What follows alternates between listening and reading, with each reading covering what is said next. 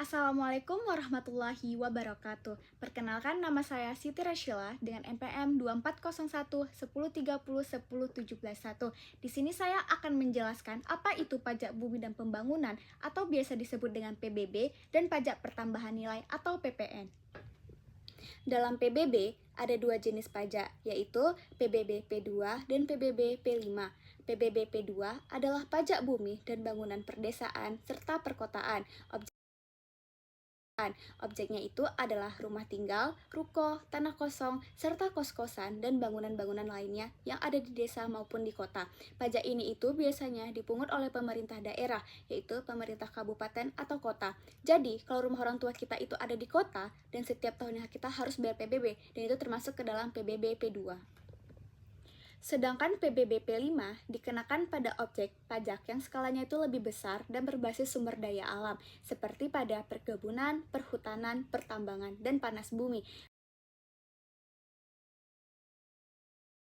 PBB P5 ini dipungut oleh pemerintah pusat, bukan oleh pemerintah daerah.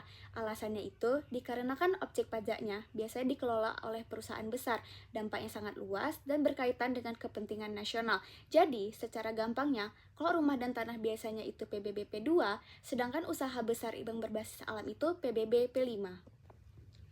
Kalau kita lihat dari sisi sejarahnya, dulu sebelum tahun 2009, semua PBB itu dipungut oleh pemerintah pusat, bukan oleh pemerintah daerah. Pemerintah daerah hanya menerima bagian dari hasil pajak tersebut, tanpa mengelola secara langsung.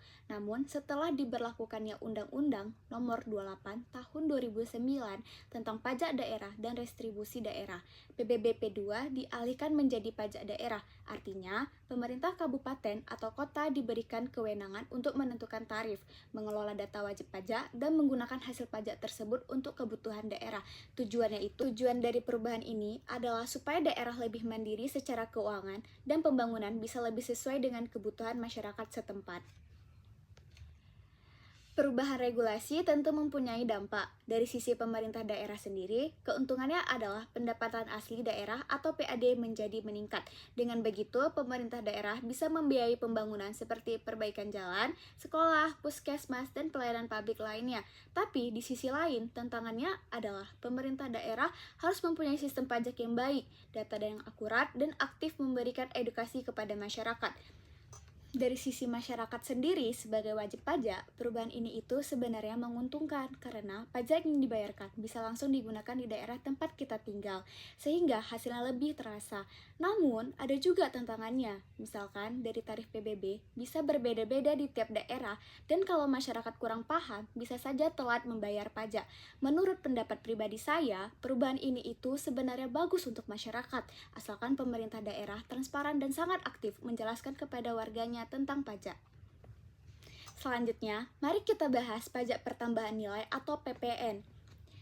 PPN adalah pajak yang dikenakan atas konsumsi barang dan jasa. Jadi, setiap hampir kali kita belanja atau menggunakan jasa, sebenarnya kita sudah membayar PPN. Meskipun seringkali kita tidak sadar akan itu. Yang menanggung PPN adalah konsumen akhir, yaitu kita sebagai pembeli. Namun, yang memungut, menyetor, dan melaporkan PPN ke negara adalah pengusaha yang berstatus PKP. PPN dibebankan kepada konsumen akhir itu dikarenakan konsumenlah yang menikmati barang atau jasa tersebut. Pengusaha hanya berperan sebagai perantara yang memungut pajak untuk negara. Sistem PPN ini itu dibuat supaya netral bagi pengusaha dan tidak membebani mereka secara langsung. Tidak semua pengusaha wajib memungut PPN. Pengusaha yang wajib memungut PPN disebut dengan pengusaha kena pajak atau PKP, yaitu pengusaha dengan omset lebih dari 4,8 miliar per tahun. PKP wajib memungut PPN, menyetorkannya ke negara, dan melaporkannya melalui SPT PPN. Sementara itu, pengusaha dengan omset 4,8 miliar atau kurang disebut dengan non-PKP. Biasanya ini adalah UMKM kecil yang tidak wajib memungut PPN. Menjadi PKP tentu ada keuntungan serta kerugiannya. Keuntungan menjadi PKP adalah usaha terlihat lebih profesional, bisa bekerja sama dengan perusahaan besar, dan PPN masukan bisa dikreditkan. Namun, kerugiannya adalah administrasi pajak menjadi lebih rumit, harus rutin melapor pajak, dan harga jual bisa menjadi lebih mahal dikarenakan ada tambahan PPN. Sebaliknya, jika kita tidak menjadi PKP, keuntungannya adalah harga jual bisa lebih murah dan administrasi usaha lebih sederhana. Tapi, kerugiannya, pengusaha tidak bisa mengkreditkan PPN masukan dan biasanya lebih sulit untuk bekerja sama dengan perusahaan-perusahaan besar. Nah, kalau ditanya pendapat pribadi saya sendiri, jika saya punya usaha sendiri, saya tidak langsung memilih untuk menjadi PKP. Saya akan melihat dulu jenis usaha saya, target konsumennya, apakah masyarakat umum atau perusahaan-perusahaan, serta dampak PPN terhadap harga jual, dan bagaimana pengaruhnya terhadap keuntungan usaha saya.